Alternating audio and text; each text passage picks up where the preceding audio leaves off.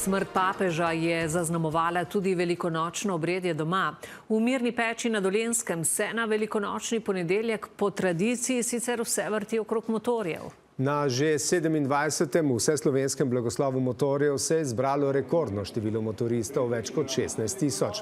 A tudi tam so se ob novici iz Vatikana odločili, da bo letošnji blagoslov posvečen svetemu očetu. Sicer pa je motorje tokrat prvič blagoslovil nov župnik in to na prav poseben način.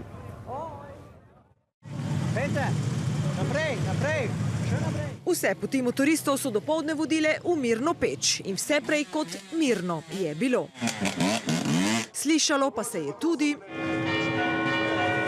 Ta nalepka veliko pomeni, tu pač moraš na motor dati. Zato smo prišli, za nalepko pa za žegen. Kaj tam, cross motor, ja. Ga malo prižgete, prosim. Lahko.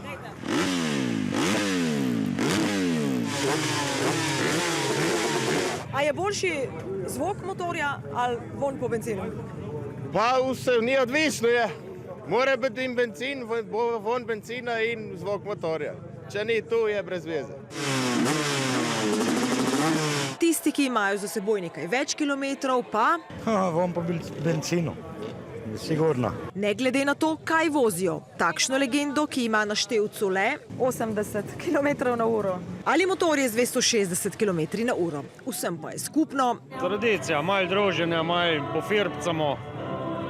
To je otvoritev sezone, motorje se požegna, pa so prištimani za sezono. od blizu in daleč, tudi iz Hrvaške, so se pripeljali. Zbog broja ljudi, broja motora, stvarno je puno motora.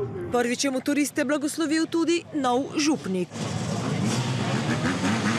Priznam, da me je zelo presenetilo, ker nisem še videl tega dogodka in je eno res neverjetno vzdušje. In prvič tudi kar med vožnjo na štirikolesniku.